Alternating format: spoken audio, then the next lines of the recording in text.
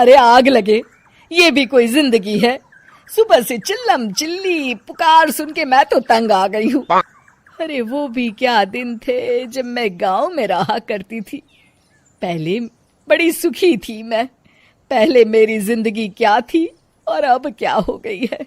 शहर में तो लोग भेड़ बकरी की तरह जीते हैं।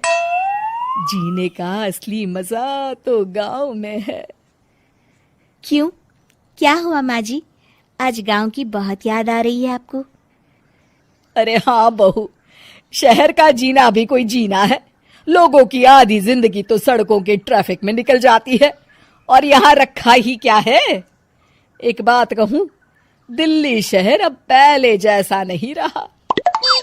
क्या माँ, जब देखो गांव के गुणगान गाती रहती हो।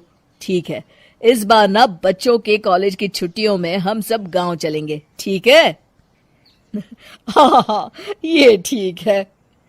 फिर कुछ दिनों के बाद सारा परिवार अपने गांव चला जाता है। अरे वाह, कितनी ताजी और साफ हवा है, कितनी शांति है यहाँ। चल बहू, अब बढ़िया सा खाना बना दे, मजे से आंगन में बैठ के खाएंगे। सुशीला गांव का माहौल देख बड़ी खुश होती है। 2 दिन के बाद गांव की कुछ औरतें सुशीला के घर आती हैं। बड़े दिनों के बाद गांव आई है सुशीला। हमें तो लगा कि तू शहर जाके गांव को भूल गई। और बतिया, तेरी बहू कैसी है? जरा मिलवा तो उससे। अरे मेरी बहू तो लाखों में एक है। बड़ी किस्मत वाली हूँ मैं जो मुझे जानकी जैसी बहू मिली है। हमेशा मेरी सेवा में लगी रहती है और आज तक कभी पलटकर जवाब नहीं दिया उसने। सुशीला की बातें सुनकर सभी औरतें हंसने लगती है।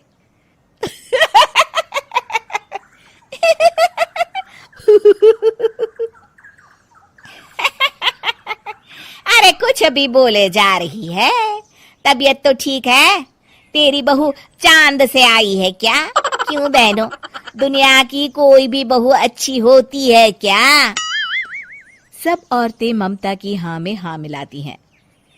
अरे मैं तो कहती हूँ दुनिया की हर बहू सास का खून चूसने वाली डायन होती है, डायन। मैं तो एक बिल में 1000 सांप के साथ रह सकती हूँ, लेकिन अपनी बहू के साथ नहीं रह सकती। हाँ, तूने सही कहा। मेरी बहू तो तेरी बहू से भी 2 कदम आगे है। सब औरतों की बातें सुनकर ममता मन ही मन बड़बड़ाती है। अरे ये गांव सुधर गया, लेकिन औरतें नहीं सुधरी। अगर थोड़ी देर और इनकी बेवकूफी भरी बातें सुनूंगी तो मैं सच में पागल हो जाऊंगी। फिर सुशीला उन औरतों को घर से दफा कर देती है और राहत की सांस लेती है। अरे बहू, जरा बाम लाके मेरे सर पर तो लगा दे। उन औरतों की फालतू बातें सुनकर मेरा सर चकरा गया है। इस गांव की औरतों का तो भगवान ही मालिक है। फिर अगले दिन सुशीला की सास उससे कहती है, अरे बहू, तू यहाँ क्या आराम फरमाने आई है?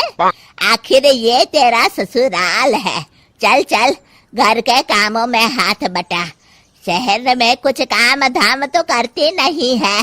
जरा अपने आप को तो देख, कितनी मोटी हो गई है। सारा दिन घर का काम करने के बाद शाम को सुशीला, हाय मेरी कमर, हाय मेरे पैरों ने तो जवाब दे दिया। आज तो मुझसे मक्खी भी न मारी जाएगी। अरे बहू, जरा आकर मेरे हाथ पैर तो दबा दे। जी माँ जी, अभी आती हूँ।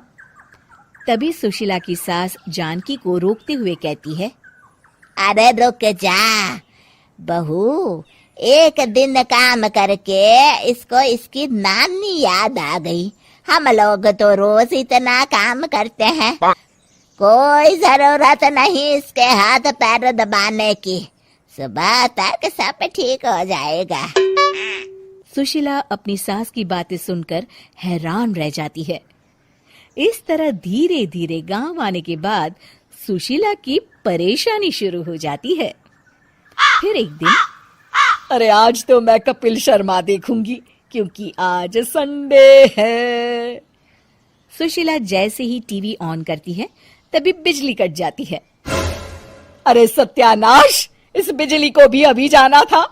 इतने दिनों से मैं टीवी सीरियल देख नहीं पाई। हमारा देश इतनी तरक्की कर रहा है, अरे पता नहीं ये गांव कब सुधरेगा। अरे अब तो 2 दिनों के लिए बिजली को भूल जा, ये तो यहाँ रोज की बात है।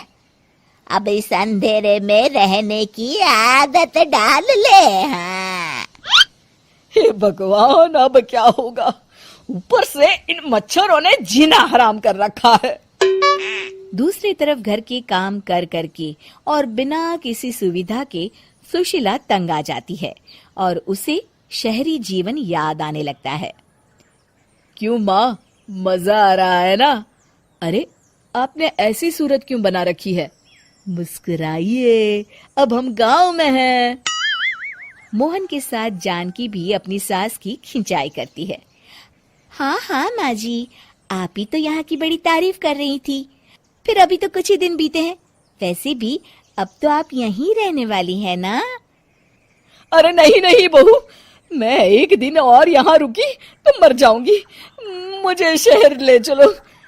क्या दिन थे, कितनी सुखी थी मैं वहां। ठीक है माँ, हम कल ही वापस शहर चले जाएंगे।